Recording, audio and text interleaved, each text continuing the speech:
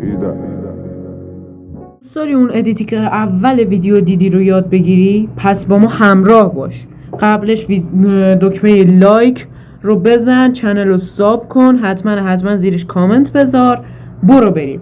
خب برای این کار ما وارد برنامه اینشات میشیم، ویدیو رو میزنیم و گزینه جدید.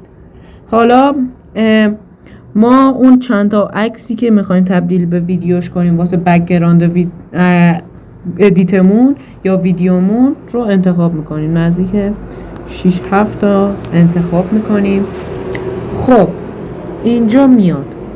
حالا چون اینا بین نیم ثانیه تا 1.5 ثانیه بذاریدشون، چون ما میخوایم تایم ویدیوی شورتمون کم باشه، رو نیم ثانیه هر کدوم رو میذاریم.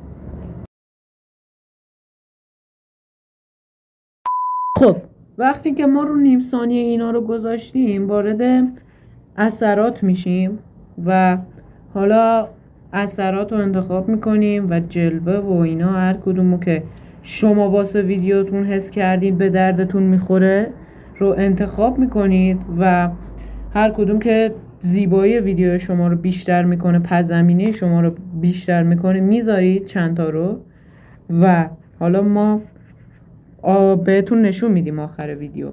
بعد حالا میریم قسمت تنظیم کردن. میتونید از اینجا روشناییش رو تنظیم کنید و سبک ویدیوتون رو بهتر کنید.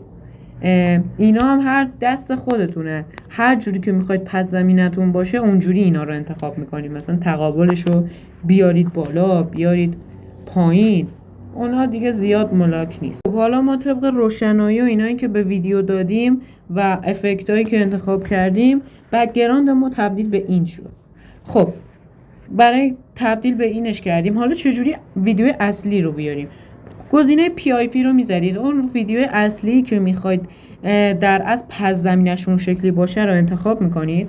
بعدش این رو چیزش رو حذف میکنید، پس زمینش رو حذف میکنید و میرید قسمت برشش میزنید و حالا منتظر میمونید تا این برش تکمیل بشه، 100% بشه.